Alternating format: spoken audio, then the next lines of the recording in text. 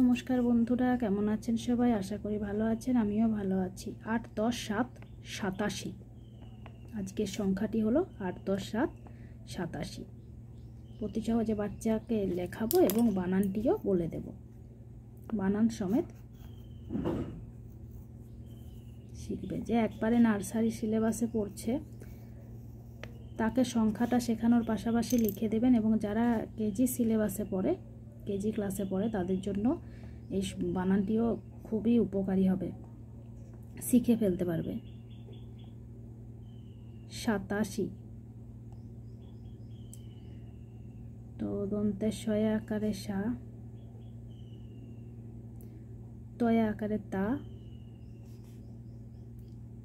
She, তালিবস্বয়ে হর্ষইকারে she.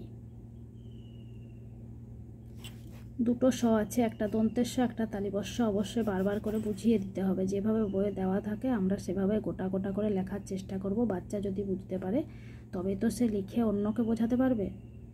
আটো আটো, দ তালিবস্য দশ, দন্তের শয়ে আকার ত সাত। যদি ভিডিওটি ভালো লেগে থাকে অবশ্যই একটি লাইক করবেন।